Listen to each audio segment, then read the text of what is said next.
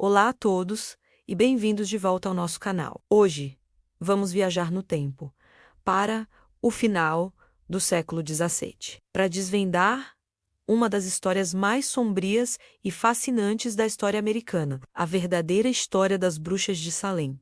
Preparem-se, porque o que aconteceu vai muito além dos contos de fadas e das representações de Hollywood. Tudo começou no inverno rigoroso de 1692, na pequena e isolada vila de Salem, em Massachusetts, que na altura era uma colônia britânica. A vida ali era dura, marcada por uma fé puritana extremamente rígida, medo constante de ataques dos nativos americanos e uma série de conflitos internos, como disputas por terras e rivalidades entre famílias. O clima era de ansiedade, desconfiança e uma crença profunda na existência do diabo como uma força real e presente no dia a dia. O rastilho de pólvora foi aceso na casa do reverendo Samuel Pérez. A sua filha de 9 anos, Beth Pérez, e a sua sobrinha de 11, Abigail Williams, começaram a ter comportamentos muito estranhos. Elas gritavam,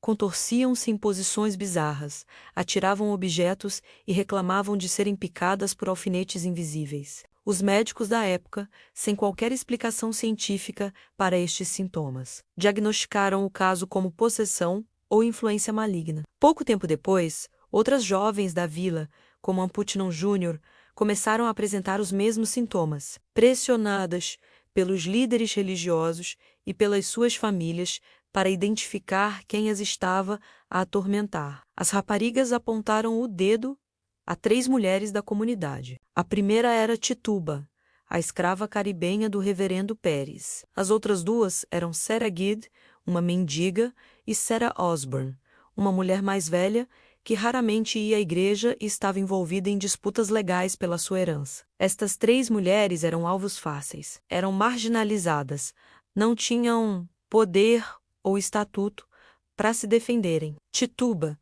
talvez sob coação ou tortura, confessou, mas ela não se limitou a confessar. Ela teceu uma história elaborada sobre ter feito um pacto com o diabo, voado em vassouras e participado em rituais noturnos com outras bruxas da vila. Ela descreveu um livro do diabo com as assinaturas de várias pessoas de Salem, implicando que havia uma conspiração de bruxas a operar secretamente na comunidade.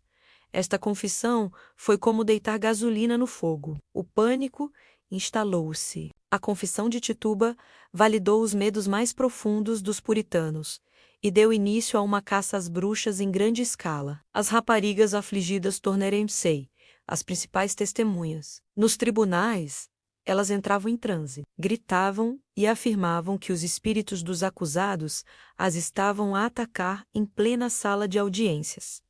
O caos era total. Com base nestes testemunhos espectrais, como eram chamados, dezenas de pessoas começaram a ser presas. A histeria espalhou-se como um vírus. Agora, não eram apenas as marginalizadas que estavam a ser acusadas. Pessoas respeitáveis, membros da igreja e proprietários de terras também foram acusados. Uma simples acusação era suficiente para levar alguém para a prisão em condições terríveis. Um tribunal especial, o Tribunal de Oyer e Terminer, foi criado para julgar os casos. No entanto, os juízes, como William Stoughton, aceitavam as provas espectrais como factos, o que era altamente controverso até para os padrões da época. Os acusados enfrentavam uma escolha impossível.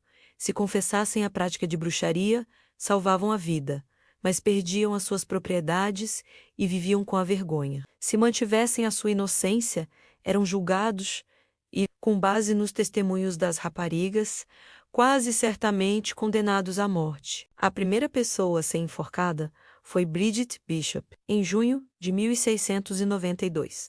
Ela era conhecida pelo seu estilo de vida considerado imoral e por vestir roupas coloridas. Ela proclamou a sua inocência até ao fim.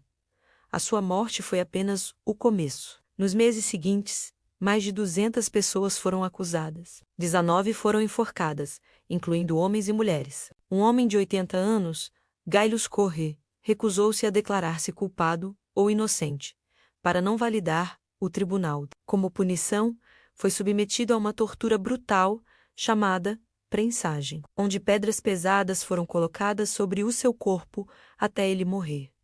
As suas últimas palavras teriam sido: mais peso, pelo menos outras 5 pessoas morreram na prisão. Mas então por que tudo isto aconteceu? Os historiadores hoje apontam para uma combinação complexa de fatores. Havia, claro, a superstição e a crença religiosa genuína em bruxaria, mas por baixo disso havia tensões sociais profundas, disputas por terras e poder entre as famílias mais ricas, como os Putnam e os Porter. Havia também um ressentimento contra a crescente autoridade comercial da cidade de Salem, em detrimento da vila agrária de Salem.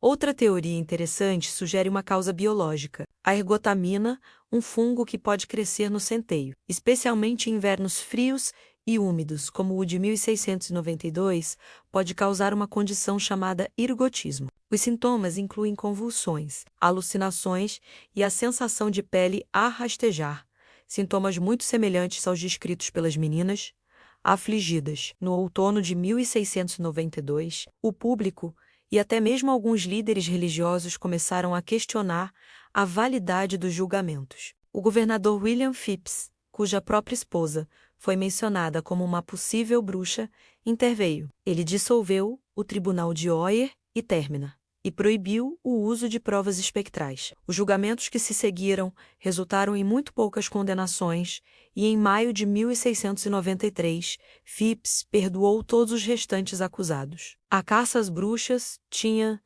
finalmente terminado. Nos anos seguintes, um sentimento de profundo arrependimento e culpa bateu sobre a comunidade. Em 1697, o juiz Samuel Sewall pediu desculpa publicamente pelo seu papel nos julgamentos. Em 1702, o tribunal declarou os julgamentos ilegais, e em 1711 a colônia de Massachusetts aprovou uma lei para restaurar os direitos e os nomes das pessoas acusadas e ofereceu uma compensação financeira às suas famílias. Anna Putnam Jr., uma das principais acusadoras, também pediu perdão publicamente em 1706, dizendo que tinha sido iludida pelo diabo. A história das bruxas de Salem é um lembrete poderoso dos perigos da histeria em massa, da intolerância religiosa e da injustiça quando o medo supera a razão. É uma lição sobre como a pressão social e o pânico podem levar pessoas comuns a cometerem atos terríveis. É uma mancha na história americana,